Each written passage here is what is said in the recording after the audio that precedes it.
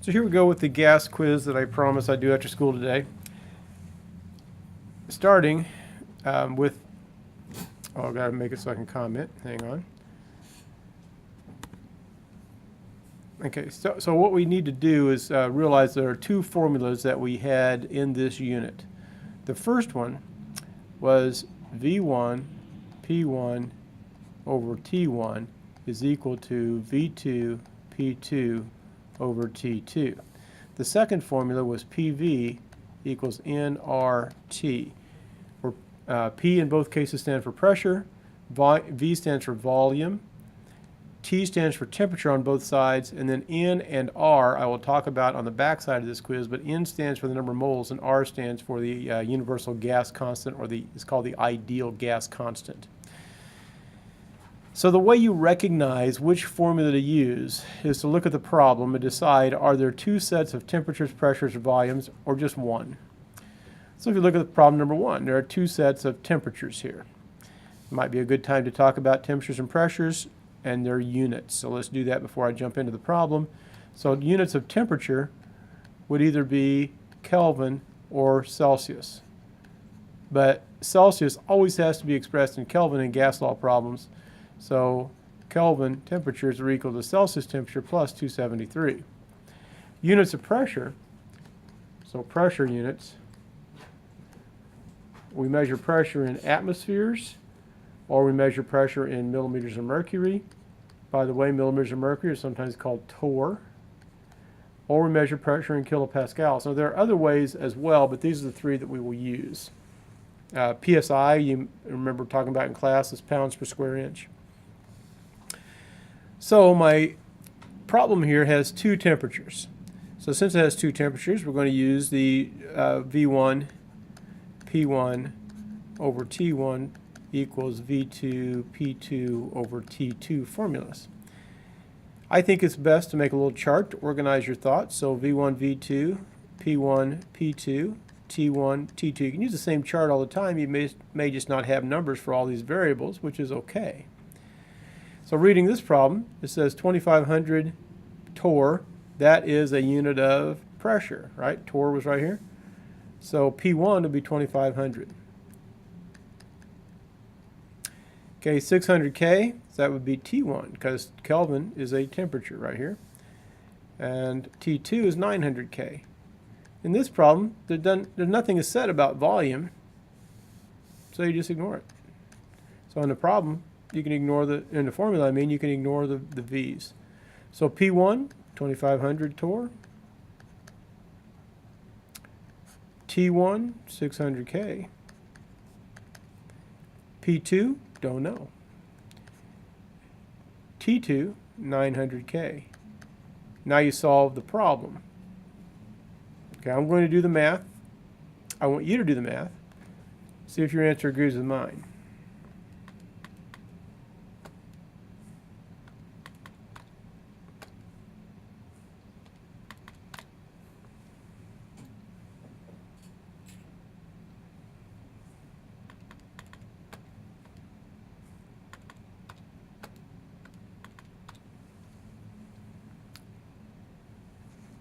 All right, so I get P2 equals 3,750. And the unit would be torr, because that's the pressure we're solving for. Now the way I did that was divide this number by this number. And then I multiplied both sides by 900K. You can see that K's cancel over here, you end up with just torr in your unit. So since the variable that you want is P2, you need to get rid of the Kelvin, the 900 Kelvin. It is on the bottom, so I have P2 divided by 900. So to get rid of it, you need to multiply by 900 to get 900 off they would cancel out on that side. Now I saw lots of people that divided both sides by 900 on this last quiz. Don't make that mistake. No algebra. You need to know your algebra. All right, second question. See how there are two temperatures right there? So that tells you use this little chart. V1, V2, P1, P2, T1, T2. V1, 2,500 milliliters. You read it right at the beginning of the problem right here, milliliters. Okay, T1, 105. And T2, 20. So now set up your chart. Nothing is said about pressure. So V1, P1 over T1 equals V2, P2 over T2. Did we say nothing was said about pressure? So you just scratch those out of your formula. Don't worry about them. V1, 2,500 milliliters. T1 would be what? 378. Oh wait, how to get 378? Well, you have to add 273. Remember that? All the temperatures have to be in Kelvin. So 273 plus 105 is 373 plus 5 more is 378. Volume 2, we don't, or do we know? We don't know, do we? And temperature 2 would be 293. Once again, you have to add 273 to your T2. All right, I'm going to do the math. You do the math, see if we agree.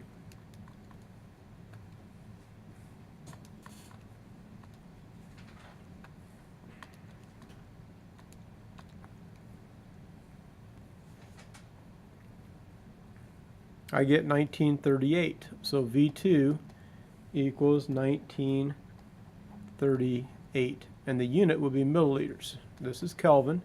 This is Kelvin. So again, we need to solve for this variable. It's divided by 293, so we're going to multiply by 293 on both sides.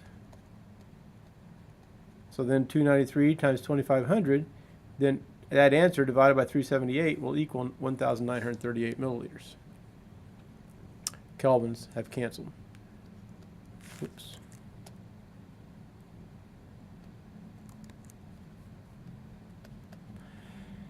All right, in this problem, let's see, we've got milliliters, atmospheres, Celsius. Oh, another Celsius. There's two conditions, so you're going to make the chart and use the V1, P1 over T1 equals V2, P2 over T2 formula. So V1, V2, P1, P2, T1, T2. Okay, volume 1 is 500 milliliters. It tells us at the beginning of the problem right there. Remember, milliliters measure volume. What measures volume? Milliliters or liters. Volume is the amount of space that something occupies. 20 atmospheres, so that's pressure. So that'd be P1. Temperature is 25. So 298. How'd I get 298? You have to add 273. Temperature 2 is 50. So that'd be 323. The pressure rises to 30. And now we're ready to go. So volume 1 is 500 milliliters. I'm going to go ahead and put the units in. You can see how they work. And pressure 1 is 20 atmospheres. And temperature 1 is 298 K. And that's all equal to V2 that we don't know, times P2, which we do know, divided by T2, which we do know. All right, I'm going to do some math, and I'm going to work out what's on the left side over here, and work out what's on the right side, and write those numbers down. So you do the same. We'll see if we agree.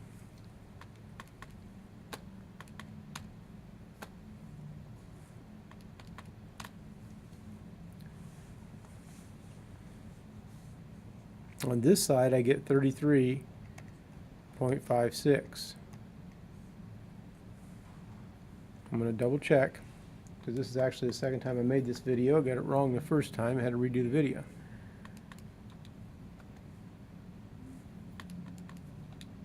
Yeah. On the other side, I get 0.0929. So 33.56 equals 0.0929. I still have to leave the V2 over here, which could be first, could be second, doesn't make a difference.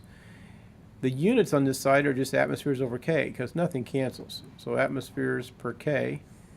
The units on this side are milliliter atmospheres over K. So now how do I solve for this, solution, volume 2? I divide both sides by something. What am I going to divide by? Remember, you want to isolate the volume, so you have to divide by the 0.0929.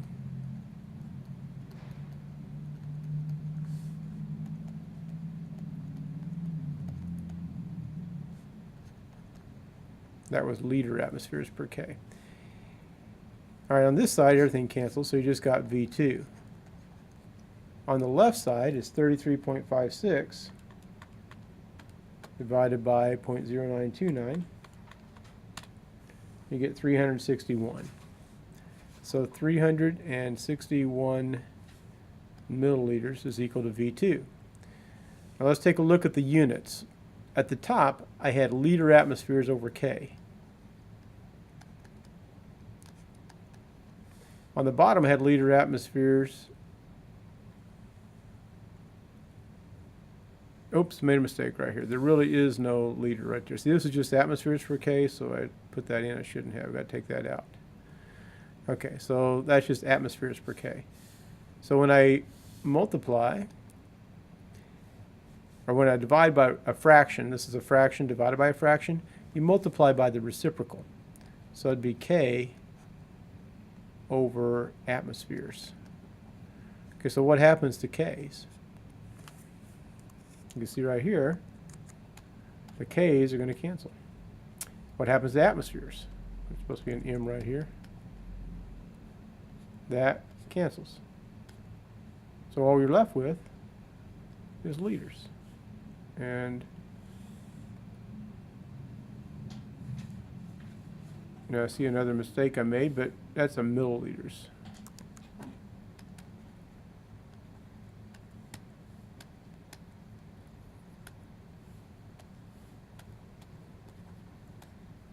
Okay, that should be milliliters. I'm not sure why I stuck on my box. So anyway, the bottom line is that's milliliter atmospheres. I couldn't read my own writing. And then atmospheres for K. So that's milliliter atmospheres over K times K over atmospheres, and all you're left with is milliliters.